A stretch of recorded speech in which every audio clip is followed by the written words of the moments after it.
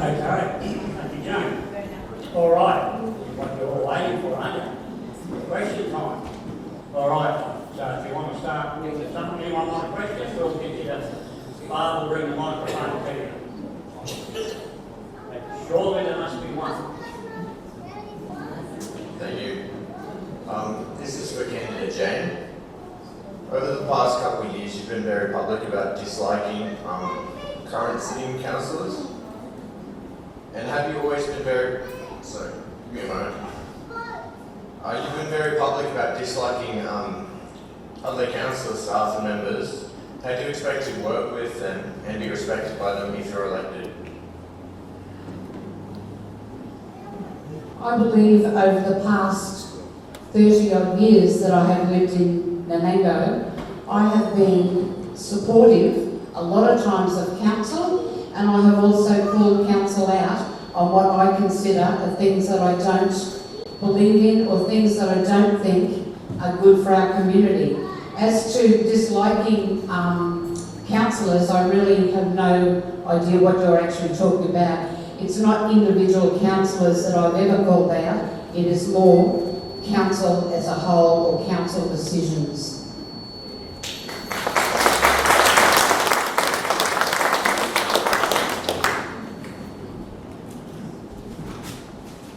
Okay, someone else?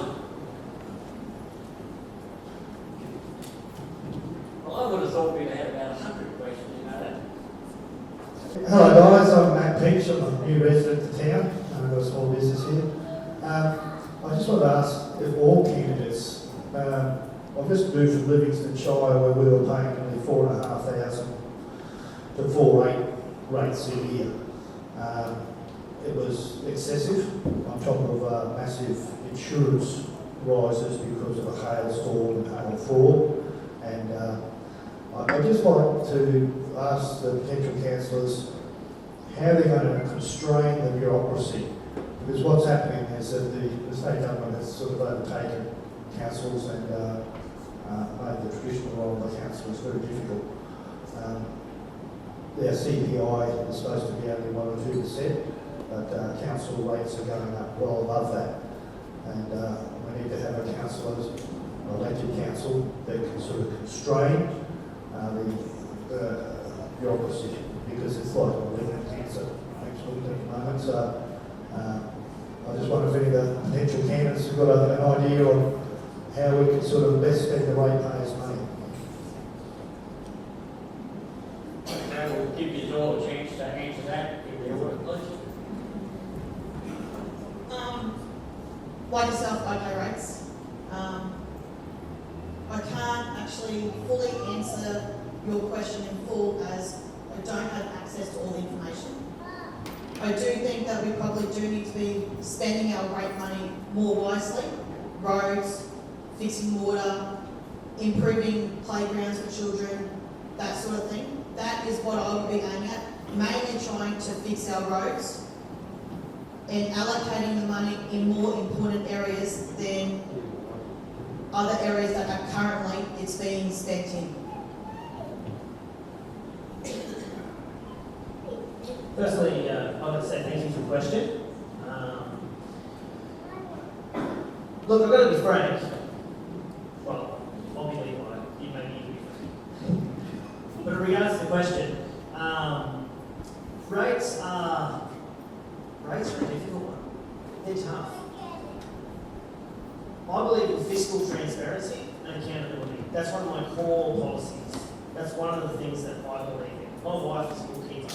So, as far as I'm concerned, if there is somewhere to save money, legitimately, not by cutting corners, but legitimately, I'm going to be somebody that's going to look for it. So you can expect that from me. Thank you.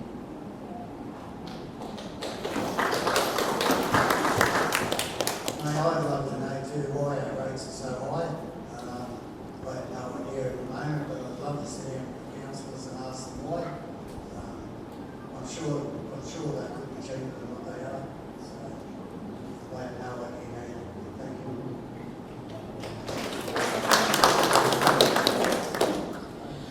I believe that council need to look at cutting costs on overheads. At present, we are paying $200 an hour for consultants. So I really think that we can look at having local staff brought up so that we're not paying those outrageous fees. Also, a lot of the roads, I don't know how many of you drive over a road and see council fixing that pothole, and then 3 months later, they're fixing the same pothole. Maybe if things were repaired right the first time, we wouldn't have to be ongoing expenses. So sometimes we've got to spend a little bit more, but there are grants out there available for fixing those roads. Get them fixed, fix them properly, and don't keep spending money doing the same job over and over again. Okay, one other thing, I remember going to a council meeting once where they were explaining our rates, and I asked the staff how did they work out their budget, and they said they worked out what they wanted and then they set their budget. To my knowledge, that is different to most households and most businesses. We look at what our budget is and then we set what our spending is. So that surprised me that council doesn't do the same.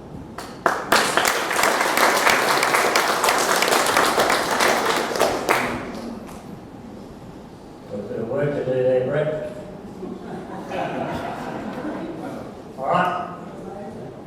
Got another one here. Just get the microphone.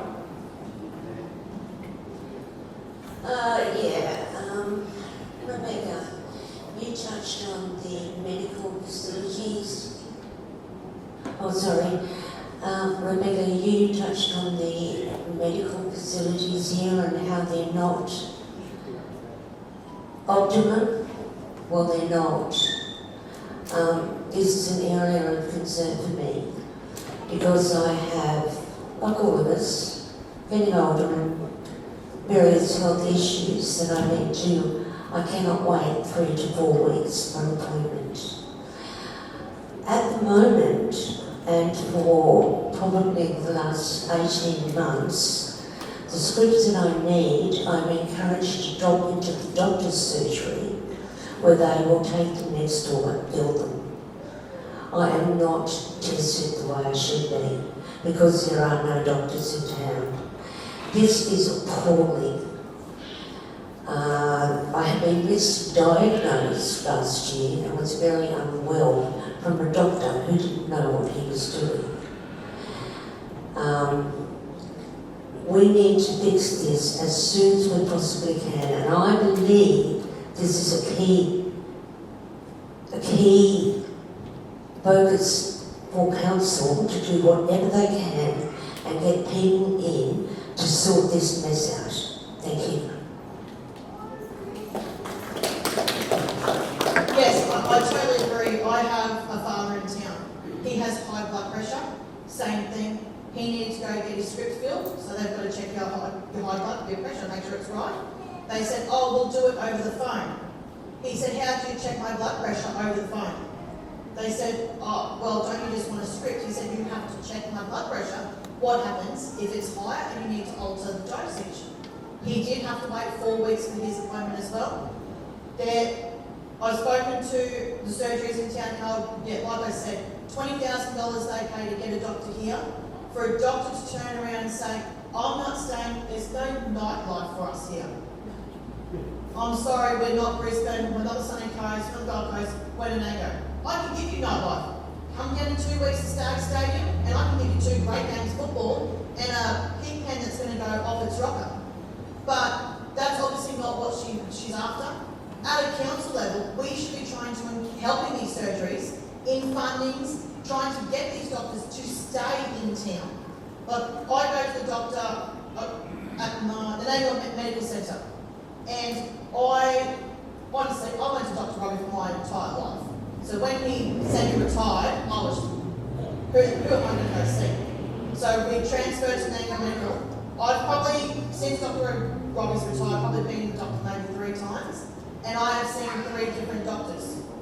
My dad, perfect example, he has never seen the same doctor every time he's gone back. We need to get doctors in the NaTDA, and we need to keep them here. And council should be giving incentives to keep them here. whether it's finding houses for them and giving them free rent or paying their rent for them, that's an incentive for them to stay. Thanks.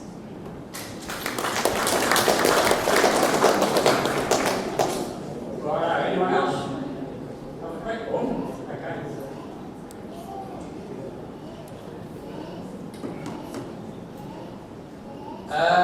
My name's Kirk. I just got a question for all four, but can I ask for an order of answering from Levi, Tony, Rebecca, and then Jane? Is that okay? Now, there's a lot of talk around town about water quality and getting water. I just want to understand how you're going to improve the water quality in the actual town itself and what technology you're going to use. Yeah, again, thank you very much for the question. Leads into a little bit of a technical question. There are a few things that we could do. Let's just say we have an infinite pot of money to dip into. We could go into a reverse osmosis system, but you know, it would be, of course, spending many millions of dollars to do so. There are, like I said, one of the solutions that I mentioned before that I would like to look into is the possibility of us being a part of the South East Queensland water grid. Now that would entail putting in a pipeline, which would be quite expensive. It's not something that would be a tomorrow fix, you know, and that's something that I'd be straight up about. But you know, it would be a permanent fix because then we would have access to the water from Wivenhoe, Cressbrook, and the other dams that are connected to the network. We'd then be able to blend that water with the well water that we're currently drinking. And that would give us a solution to improve our water quality. Thank you.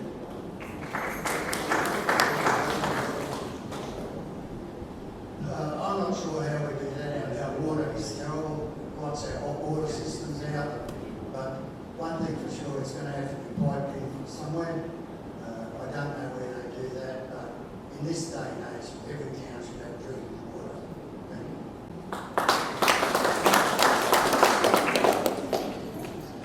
Yeah, like the two gentlemen said, water is not an easy fix. It's not a quick fix.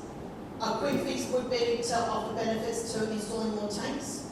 I have family who live in Brisbane who grew up here in Nanango, won't drink Brisbane water. They put a tank on their house because they love tank water. So my short-term solution would be to give benefits back to you guys, to install more tanks on your properties, to catch the rain so it's drinkable, put a filter on it, it's very easy, and then work with council and other agencies to explore ideas of piping water in, building a desalination plant. It does cost a lot of money to do all this, so budget would have to be included as well.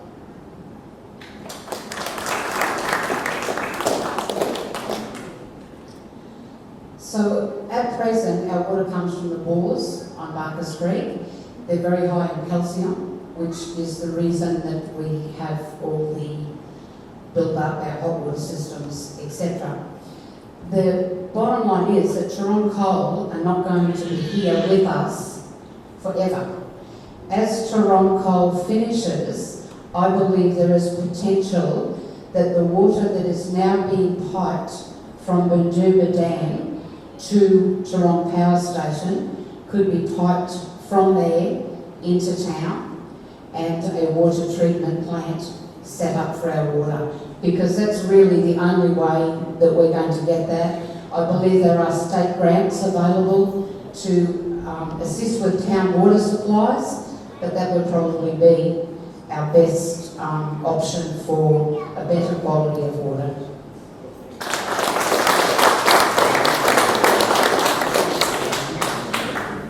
Okay, anyone else?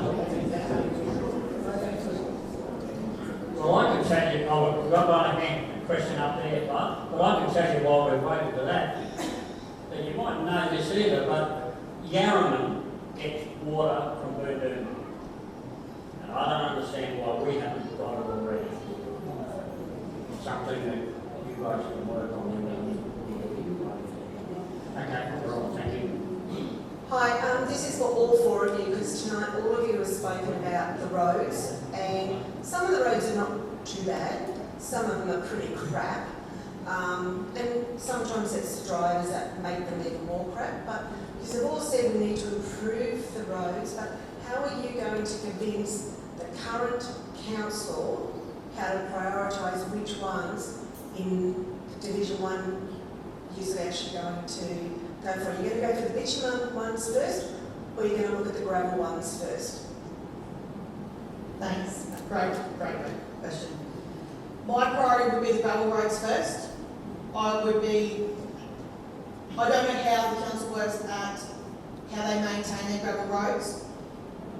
Personally, I'm a very structured and organised person, so I don't understand why council doesn't have a system with all the gravel roads, not just in Division 1, but across all divisions across the South Burn end, and they just go down the list. And this week it's Bowie Road, this week it's Langham's Road. Just keep going down the list and grade all the roads, and then go back and start all again. The bitumen roads, that's probably a bit more tricky, a lot more expense involved in them. I personally took a drive on Sunday, and my husband and my kids, we drove all the way out to Wattle Camp, and we took the back road through, but we got a little bit lost. Thank God for GPS. Anyway, come out. The roads are not that bad. However, once you cross the highway and you go into Ball Camp, Elgin Vale, this way, the roads get really, really bad. There are terrible potholes.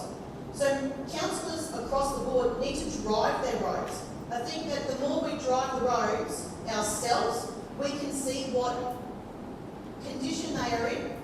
Therefore, we can go back and we can say, okay, I drove Bowie Road today. It's got a massive big pothole in it. Let's send someone out there to fix it. That would be my suggestion.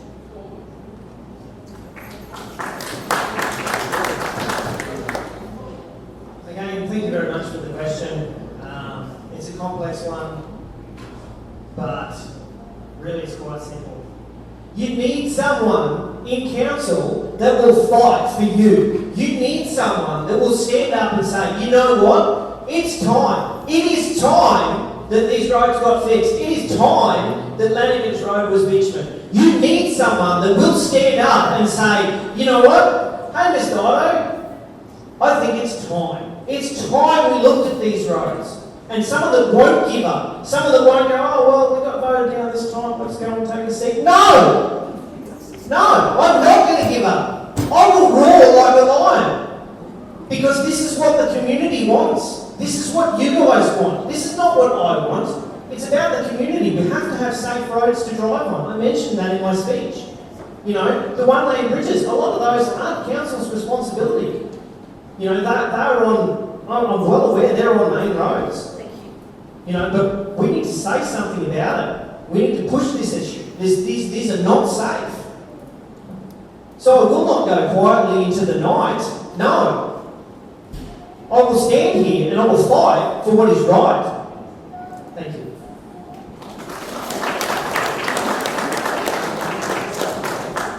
My opinion is all dirt roads should be bitumen. I know all the heavy rains that we've had, there's a lot of potholes.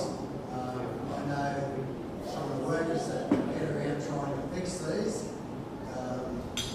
I believe they're doing the best, but you know, you fill one pothole in lately, another one will start. So we do need council workers getting around to report them so they can be fixed, but definitely dirt roads first. Thank you.